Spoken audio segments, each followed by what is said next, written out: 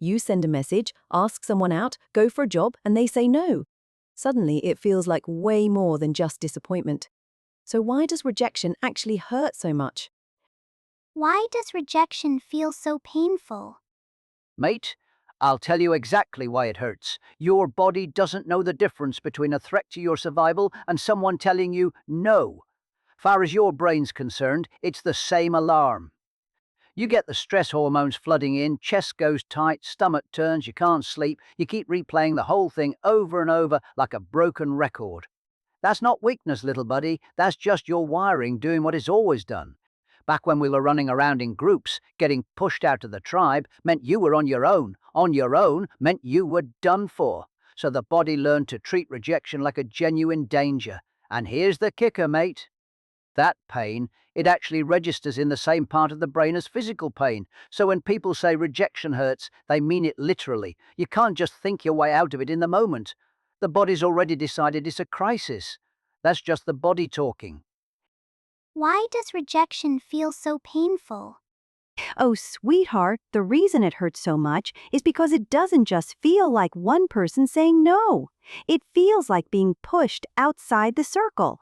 And we all need to be inside the circle, don't we? That sense of connection, of belonging somewhere, of mattering to the people around us, that's not a luxury, dear. That's something we genuinely need. So when rejection happens, even from just one person, it can set off this deep, quiet fear. The fear that maybe you're unlovable, maybe you're unwanted, maybe you're just not one of us. And that's such a heavy thing to carry, isn't it? Because what rejection can imply, even when it doesn't mean to, is that you might lose connection, that you'll have less support, that when things get hard, there might not be somewhere soft to land. That's what the heart is really reacting to, sweetheart. It's not just the no. It's the feeling that your place in the world has become a little less certain. Why does rejection feel so painful? Champ, listen. Rejection doesn't just sting. It threatens your story. The story about who you are, how you're seen, where you rank. You think it's just a no. It isn't. The moment someone says no, your brain asks a bigger question. What does this say about me? That's where the real damage happens. Suddenly, it's not about them. It's about your value, your status, your image. And nobody wants their image downgraded in public. Nobody. That's why rejection sparks shame. That's why people get defensive, angry. That's why they need to prove something straight after. Because their identity just took a hit. Their rank felt like it dropped. And the ego doesn't accept that quietly. It fights back.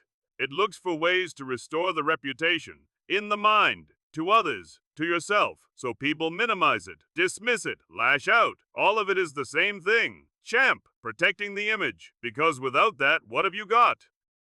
Why does rejection feel so painful?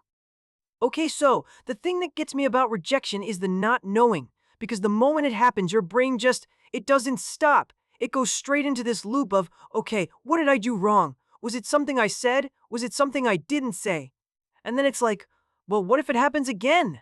What if it happens with someone else? And I don't know, that ambiguity it's genuinely terrifying because you can't fix something if you don't know what broke. So the mind just starts replaying everything. Every conversation, every little moment, reading between the lines, looking for clues, looking for the thing you missed. Because if you can figure out where the danger was, maybe you can avoid it next time, right? That's the logic. But the replaying it doesn't stop, it just keeps going. And the more you scan for what went wrong, the more anxious you get. Yeah, it basically turns social situations into something that feels like a hazard. Something to be really, really careful around next time. How can you recover from rejection and move forward? Oh, friend. Recovery begins the moment you stop treating rejection as a verdict. Because it isn't one. It's an event. One moment in time. And yes, it hurts, of course it does, but a closed door is also something else. It's a narrowing, a gentle pointing towards something that actually fits. The universe has a way of doing that, redirecting us toward the things and the people that are genuinely meant for us, even when it doesn't feel like kindness in the moment. So the way forward, I think, is to keep the future bigger than this moment. Don't let this one outcome become the whole horizon. Take one small step, Send one message. Make one plan. Apply for one thing. Something that says, I'm still moving, life still continues, and it can still be beautiful. Because it can, friend. Recovery isn't about pretending it didn't hurt. It's about proving to yourself, gently, that there is still so much ahead. The path doesn't end here, it just bends. How can you recover from rejection and move forward? Well, yes, the first and most important step is to separate what actually happened from what you have concluded about what happened. And those are very different things. The fact is, you received a no. That is the entirety of the verifiable information. Everything else, the idea that you are not enough, that there is something fundamentally wrong with you, that is interpretation. And interpretations, frankly, are not always reliable. There are numerous alternative explanations available. Timing, compatibility, the other person's entirely separate preferences and circumstances, none of which reflect your intrinsic worth. So, the rational approach is to identify one actionable lesson if one genuinely exists, widen your pool of options so no single outcome carries disproportionate weight, and measure your progress by the number of attempts rather than solely by results. Avoid the trap of mind reading. You simply do not have sufficient data to draw the conclusions you are drawing. Put simply, a no is information, not a final judgment. How can you recover from rejection and move forward? Oh, baby. The worst thing you can do after rejection is bottle it up and walk around performing like everything is fine. Honey, that emotion needs somewhere to go. You have to name it, say it out loud, write it down, call somebody, make something. Scream into a pillow if you have to. Because the feeling doesn't disappear just because you pretend it ain't there. It just goes underground and starts doing damage where you can't see it. Now, here's the other thing, sweetheart, and I mean this with my whole heart. Your identity cannot be built on who approved you, because that is a foundation that shifts every single time somebody says no. What you need instead is a story about yourself that you wrote, rooted in what you actually stand for, what you value, what you bring. When that's where you live from, rejection still stings. Oh, it stings, but it doesn't hollow you out. Because the opinion of one person ain't got the power to rewrite the whole story of who you are, baby. How can you recover from rejection and move forward? Oh, sweetheart, one of the quickest ways to start healing is to go back to the people who already choose you. Because when one person says no, it can feel like the whole world has pulled away, and that feeling is so isolating, isn't it? But it isn't the truth, dear. Reach out to a friend. Show up somewhere familiar. Find your community again. Remind yourself that you are wanted, that you are chosen every single day by people who already know you and love you. And here's something else I really believe.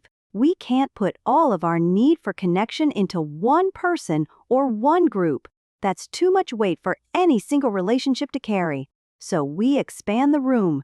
We diversify where we find our sense of belonging, different friendships, different communities, different spaces where we feel seen. That way, when one door closes, we still have a whole warm house to come home to. You are never as alone as rejection makes you feel, sweetheart. We are still here. My child, there is something very old in the pain of being told no. It moves through the body before the mind has had time to make sense of it. The chest tightens, the thoughts begin circling, and the heart quietly asks a question. It was never meant to ask, does this mean I am not enough? That question is where so much suffering takes root. Because the mind, trying to protect you, reaches for certainty. It replays, it searches, it builds a story large enough to explain the ache. And the story it tells is often far harsher than the truth. The truth is smaller. One outcome, one moment, one particular door that did not open. The work, and it is real work, is to hold the feeling without letting the feeling become the verdict. To let the emotion breathe rather than swallowing it down or handing it all your power. To reach back toward the warmth of those who know you. To take the next step before you feel ready, because waiting to feel ready can become its own kind of hiding. A tree that has weathered many seasons does not mourn every leaf it loses. It grows more rings. And the rings are not wounds, my child. They are the record of everything it has survived. If you made it this far, you're gonna want to see what comes next. Hit subscribe so you don't miss our next video, and click the video on screen now to keep learning more. See you in the next video.